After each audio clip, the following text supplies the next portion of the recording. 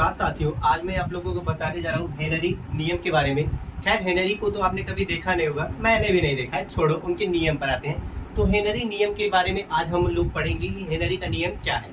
आप भी नहीं जानते, हम भी नहीं जानते, यहाँ पे लिखा है, आइए दोनों लोग समझते हैं। तो हेनरी का नियम क्या होता है कि किसी विलयन में गैस का मोल अंश क्या होता है, इससे पहले मैंने ऑलरेडी मोल अंश मोल प्रभाज के बारे में वीडियो बना चुका है। अगर आप नहीं जानते तो वहां से जाकर आप देख सकते हैं। तो आइए हम हेनरी के नियम को पढ़ते हैं। हेनरी का नियम क्या है, किसी विलयन में गैस का मोल अंश या फिर मोल अंश बोलिए या फिर मोल प्रभाज उस विलयन के ऊपर, यानी कि उस विलयन होगा तो विलयन का जो सरफेस होगा ऊपर वाला भाग, उस विलयन के ऊपर उपस्थित गैस के आंशिक दाब, जो उसके ऊपर कोई भी गैस दाब लगाएगा। जैसे मान लीजिए कोई भी विलयन हो गया, उसके ऊपर का जो सरफेस रहेगा और ऊपर से कोई भी गैस आ रहा है, उसके ऊपर जो दाब लगाएगा उसकी बात कर रहा है। तो उपस्थित गैस के आंशिक दाब के समानुपाती होता है, यानी कि किसी विलयन का जो मोलों की संख्या होगा उसके ऊपर वाला भाग, यानी कि जो विलयन होगा उसके ऊपर वाला भाग, जो गैस उसके ऊपर दाब लगाएगा उसके क्या होगा, समानुपाती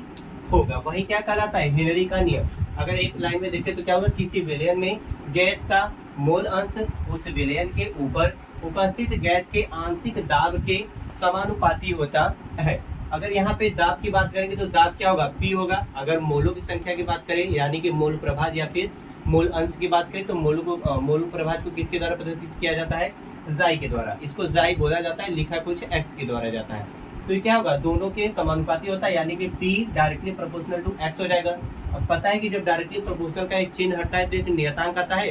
तो यहाँ पर K लिख रहे हैं, लेकिन हेनरी का नियम है इसलिए H भी जोड़ दे रहे हैं। तो क्या हो जाएगा, KH क्या होगा, हेनरी स्थिरांक। तो अगर हम डायरेक्ट देखें तो P बराबर क्या मिलेगा, P बराबर KH इंटू जाई बोलिए या फिर X बोलिए, जहाँ पर X क्या है, मोल प्रभाज है। अगर तीनों को हम देखें तो KH क्या है, हेनरी स्थिरांक है, हेनरी स्थिरांक। उसके बाद जाई की बात करें तो मोल प्रभाज या फिर मोल अंश होगा। उसके बाद P क्या है, आंशिक वाष्प दाब।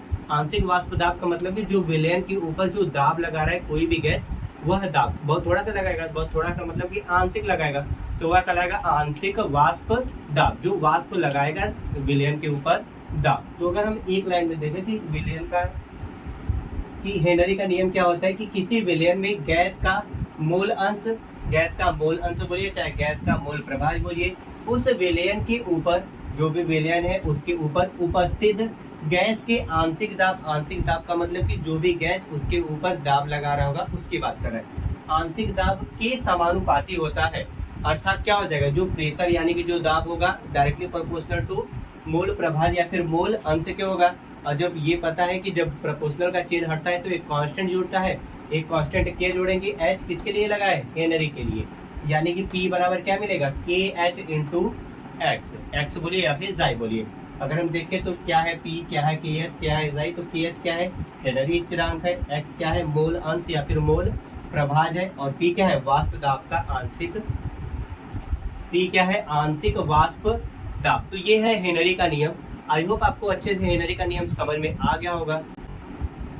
अगर आप विलयन के बारे में ज्यादा जानकारी चाहते हैं तो हमने एक प्लेलिस्ट सोल्यूशन के नाम से बना रखा है, वहां से जाकर आप वीडियो को देख सकते हैं।